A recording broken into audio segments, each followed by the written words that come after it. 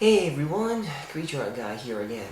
And, well, today I am doing a review, but it's not exactly monster related. It's kind of monster related, but not really, if that makes sense. Yes, indeed, I am bringing you a movie review, my very first. Give me a little feedback on this, tell me how you think, if I'm kind of capable of doing this or not. I don't have any cool visuals or anything, I just tell you what I see. I have recently seen the movie Red Riding Hood, and, well, let's put it this way. Twilight 4 came out a little bit earlier than everyone expected. I know, I know. A lot of people have said the same thing, but it's true. If you've not seen Red Riding Hood yet, you probably won't want to, unless you're a Twilight fan. And, okay, let's see, it may just be me in my old-fashioned ways, but vampires kill you. They suck your blood, and they don't sparkle in the sunlight. Werewolves are werewolves. They're men that become wolves, or, in the middle. And let's just say that they're not nice, and they don't let you ride on their back, and it just doesn't work that way. And it hurts to become one. So, Twilight doesn't follow any of those rules, and it pretty much is an embarrassment to all monster movies previous to it. So, what does all Red Riding Hood have to do with all this? Well, the 700-year-old story has finally been made into a cinematic release, and what they do with it? They went with the current pop culture movement and made it a teen fling. So, what is exactly the whole story?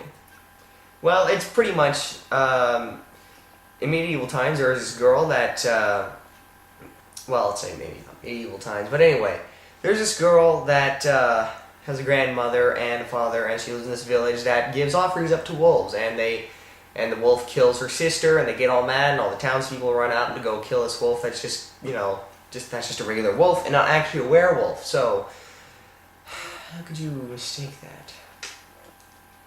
Anyway,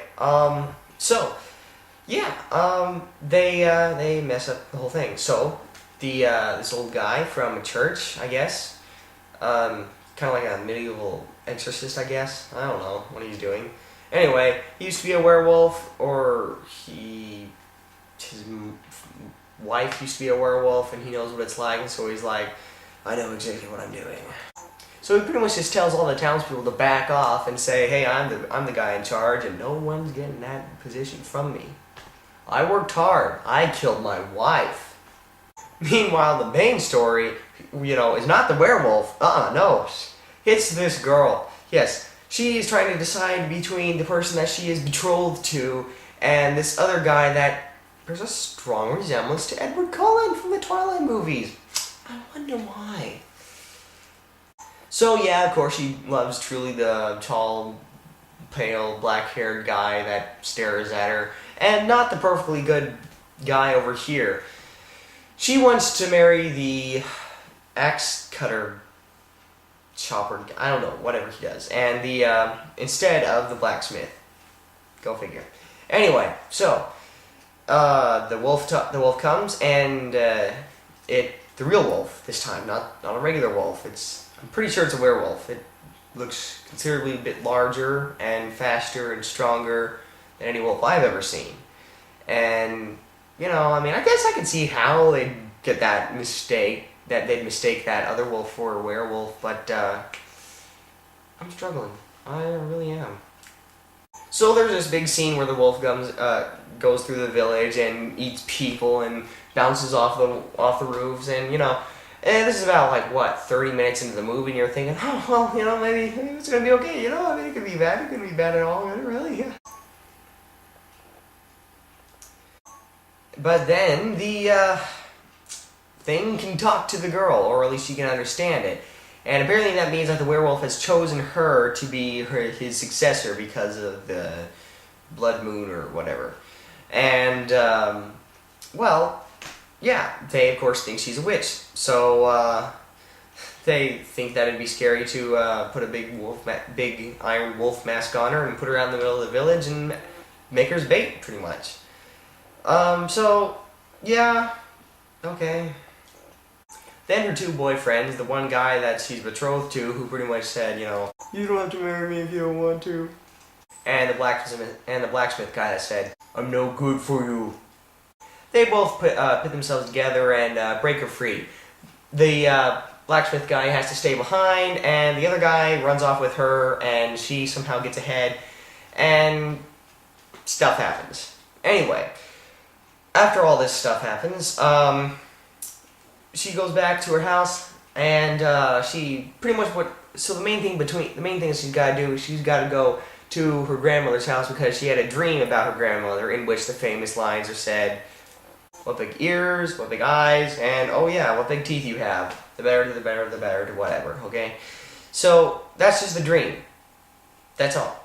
700 years of this tale being told to us since childhood, and it's just in a dream. The actual movie does not have anything to actually do with that at all. So it's kind of misleading, but it's, I don't know. Anyway, so she goes to her grandmother's house, and she's a little afraid that it might be her grandmother because she's got brown eyes. I don't know. Anyway, so she goes there, and while she's on her way there, her black-haired boyfriend comes up to her. She's like, "You must be the wolf!" And he's like, No, I'm not. Yeah, she sticks him with a pig sticker and goes into her grandmother's house. When she gets in there, she's like, "Grandmother, where are you?" And we have about 5 minutes of trying to guess who's behind that bed curtain. Well, of course it's not going to be the grandmother because we've been expecting it to be the grandmother this entire time. So it's not going to be the grandmother, it's not going to be the boyfriend because we already confronted him. So who does that leave? The father. Yes, the father is the wolf. Hope I didn't give any spoilers away, but it's not really that worth it anyway. Yeah, the father is the wolf. And he says, "Oh wow, you should be a wolf with me because we can rule the world and it'll be so cool." And she's like, "No." So he's like, "Ah!" But then the boyfriend comes in with an axe and starts sticks him in the back while she grabs the church guy's hand that had been severed from his body, of course. And he's got 2 silver fingernails, and she sticks him with this severed hand that has 2 silver fingernails, and apparently that's good. That's good enough to knock him off, but, I'm sure that axe in the back didn't hurt any at all either. But not before, of course, the ever-present cinematic device, and that's the setup for a sequel.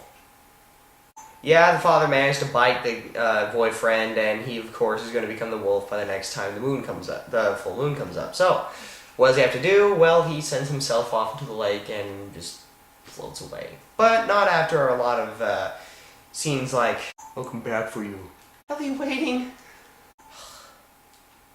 So yeah, that's pretty much the movie in a nutshell. Oh, and since they didn't have enough sex scenes in the movie, they just kind of added them all in at the end and during the credits. Some sort of strange collage of them doing it in the background.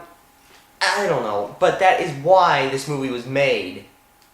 Has absolutely nothing to do with the wolf. I mean, yeah, it's in there, but it's only a plot device. It doesn't have anything to do with it. The story does not really focus on the actual wolf, which is kind of what you were led to believe, and it really sucked a lot. And this is not Little Red Riding Hood. Oh no, this Red Riding Hood's all grown up. Now, anyone that knows me knows that I love wolves. I love wolves as animals. I love werewolves, and I like werewolf movies. This is not a werewolf movie. So you can imagine my dismay when I went into that movie thinking, yeah, let's see some good werewolf action, yeah. And then you get into the movie and you're like, yeah, pretty much like that. That's how I was anyway. Maybe you guys like Twilight movies. I don't know.